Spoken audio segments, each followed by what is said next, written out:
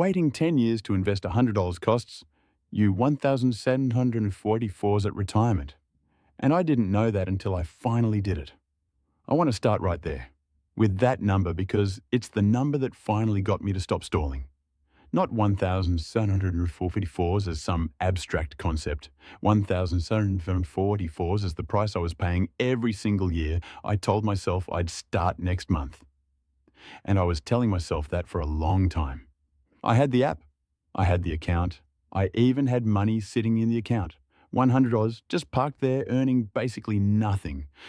I just never clicked buy. And if you're watching this right now, wondering why you haven't done it yet, I think I know exactly why.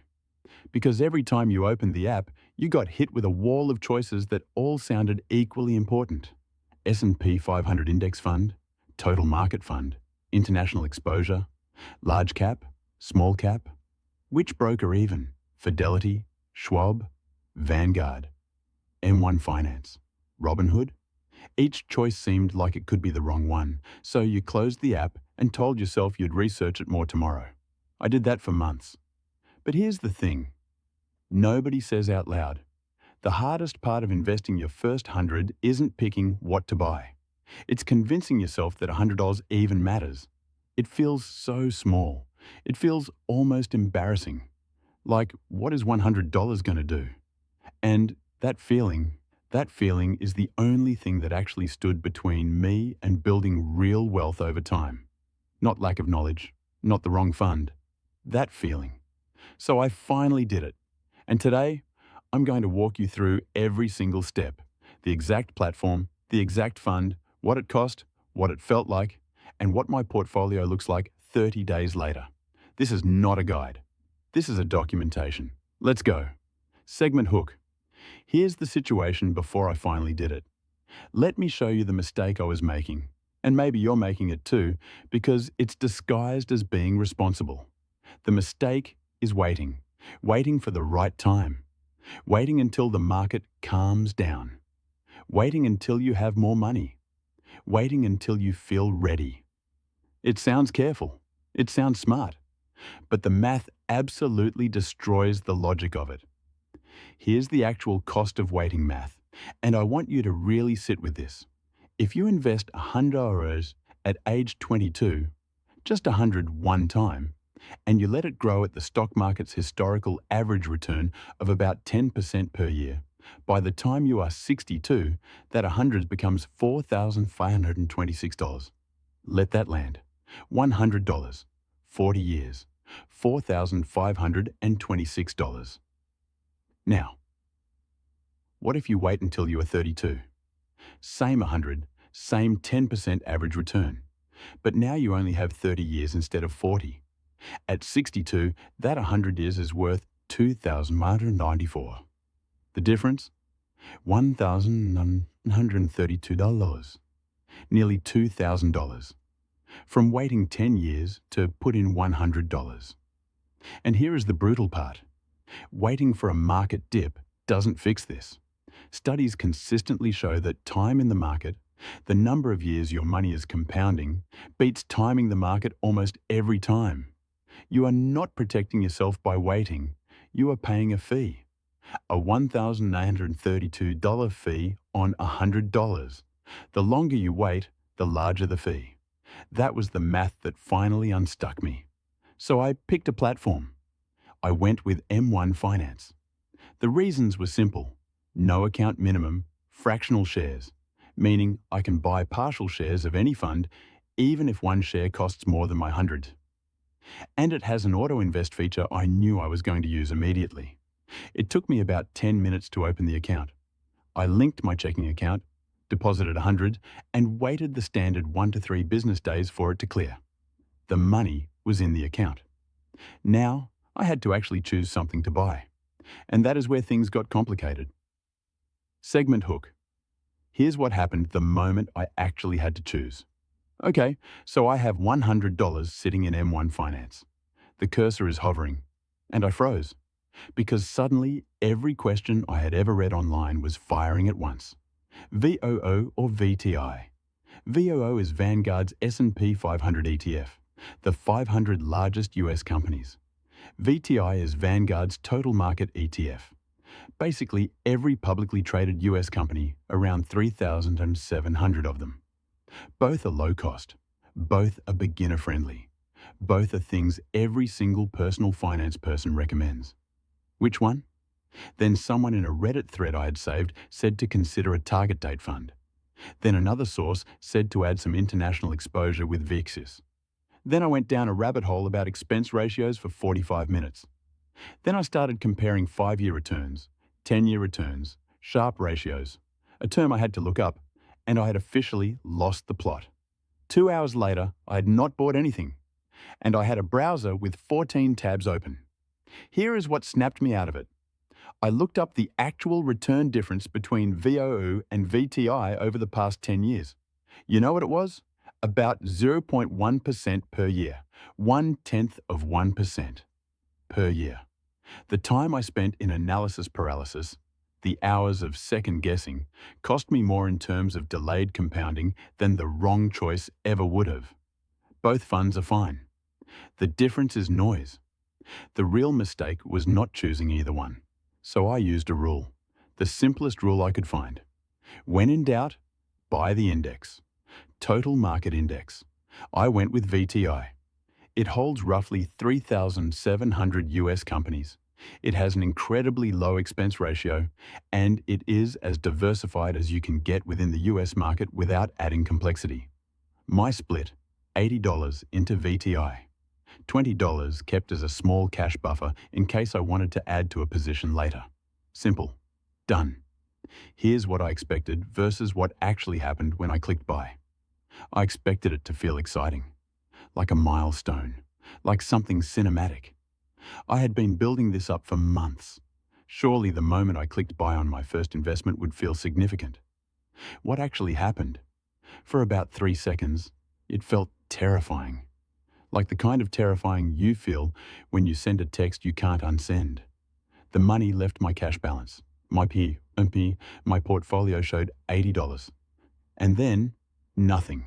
Completely anticlimactic. The market did not react. No confirmation message beyond a small pop-up. No fireworks. The money was there, invested. And the app just went back to showing me my portfolio page. That was it. I had done it. The thing I had avoided for months. And it took less than 30 seconds from clicking buy to closing the app. Segment hook. So I decided to understand what I actually owned. Here's what $100 of VTI means. Because clicking buy is one thing, understanding what you just did is another. And this is the part that most people, most guides, most videos completely skip. They tell you to buy VTI or VOO and then move on. They don't explain why it's actually a remarkable thing to own. So let me tell you what 80 in VTI actually is. VTI, the Vanguard Total Stock Market ETF, holds approximately 3,700 US companies, large caps, mid caps, small caps. Every publicly traded American business of meaningful size. When you own VTI, you own a fractional share of all of them simultaneously.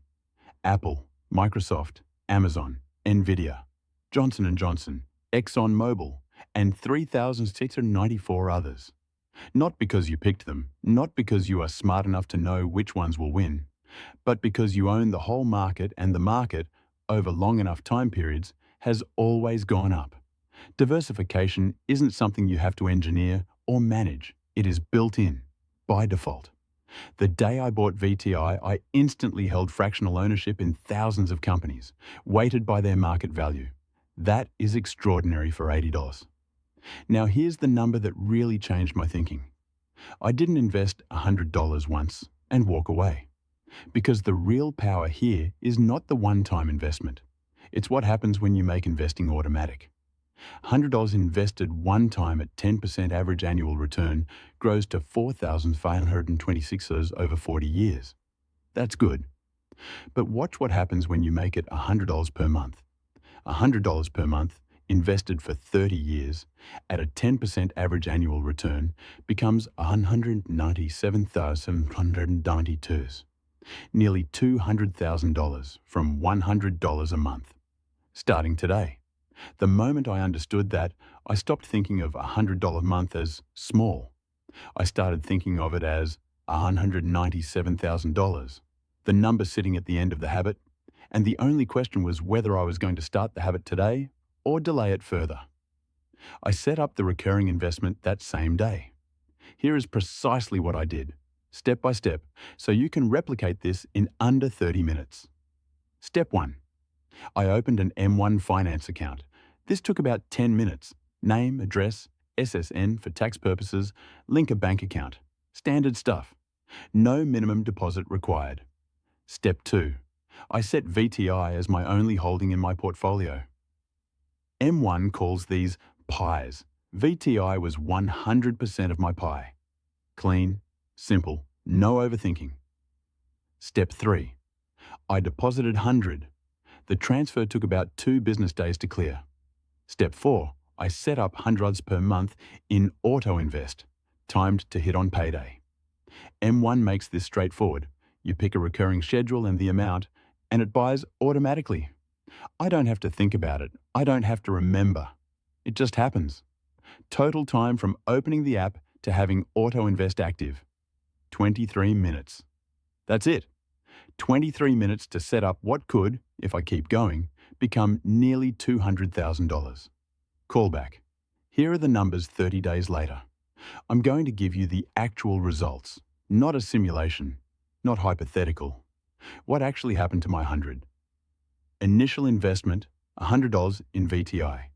Portfolio value at day 30, $103.20. Dollar gain, $3.20. Percentage gain, 3.2%. Recurring monthly buy. Active at $100 per month. Emotional state at day 30. Completely fine. Forgot about it for 3 weeks.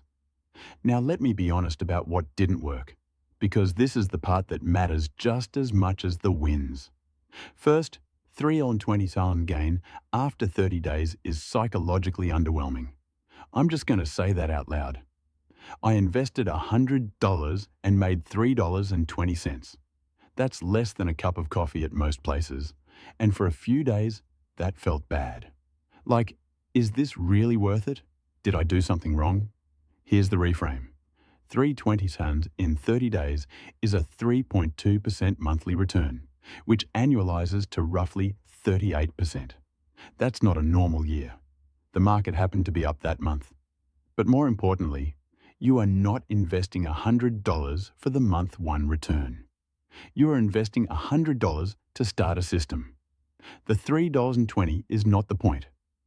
The point is that the auto invest fired on payday and another $100 went in without me thinking about it. Second, I checked my portfolio every day for the first 2 weeks, and I do not recommend this. The market goes up and down daily in ways that have nothing to do with your long-term return, and watching the number go from 100 to 98.40 to $101.20 to $99.10 in the space of 4 days genuinely caused me low-level anxiety. The solution is simple. Check your portfolio once a month. That's it. You don't need to know what your portfolio is doing today. You need to know what it's doing in 30 years. Third, 100 a month feels small. I know, I felt it too. I still feel it sometimes. Here is the answer to that feeling. 100 a month for 30 years at 10% average return is $197,192. It is not small, it is early. Early is everything. Here's the number that surprised me most. 3 weeks. That's how long it took before I stopped thinking about the 100 and started treating it as automatic. 3 weeks. After that, the investment became background noise, something I knew was happening but didn't have to manage. The system was doing its job. My $100 was in the market, compounding, and I was just living my life. That psychological shift, from anxious to automatic, is actually the most valuable thing that happened in the first 30 days. Not the 320, the habit. The lesson. Here's what I understand now that I didn't before I invested. The return on your first hundreds isn't 320, it's the habit. Because once auto invest is running, it doesn't matter what the market does this week. It doesn't matter If there's a bad news cycle or a political event that sends the market down 2% on a Tuesday, your money goes in automatically on payday. It buys at whatever the price is. And over time, over 10, 20, 30 years, the average of all those prices trends upward. That's dollar cost averaging. You don't have to be smart. You don't have to time anything. You just have to keep the system running. Time is the investment, though $100 is just the proof that you started. And once you start, once you have money in the market and a recurring buy active, something else happens. You start paying attention. You start caring about compound interest because it's your money compounding. You start reading about what you own because you own it. The education becomes personal. That's worth more than any specific fund selection. So here is what I want you to do. Not next week. Today. Open a brokerage account. M1 Finance, Fidelity, and Schwab all have no minimums and no account fees. Take your pick. Transfer $10 if $100 feels like too much right now. $10 is fine. Fractional shares mean $10 buys you a fraction of VTI or VOO. Real ownership in real companies. Then click buy. One click. One time. That's all it takes to go from someone who's meaning to invest to someone who invests. The identity shift happens the moment the order confirms. You don't need the perfect fund. You don't need to understand everything about the market. You need to click buy once and then set up a recurring transfer for whatever amount you can manage. $25, $50, $50, $100. Automate it to payday. Then leave it alone. That's it. That's the whole system. Next month, I'm going to track what happens to this portfolio. And I'm going to try increasing my monthly contribution from hundreds to $200 to see what that does to the long-term projection. Subscribe so you see the actual numbers when they come in. No simulations. Real account. Real money. Real results. If you're starting from zero right now and you want to know exactly which account to open, I've linked my full comparison of M1 Finance, Fidelity, and Schwab in the description. No referral codes, just the actual breakdown. $100 invested. $320 total earned. One habit started. That's the whole point. If you want to see the full investing series from the beginning, I've linked the Money System playlist below. And if you want to go deeper on index funds specifically, how they work, how they're constructed, why they beat most actively managed funds over time, there's a dedicated video linked on screen right now. Watch that one next. I'll see you in the next one.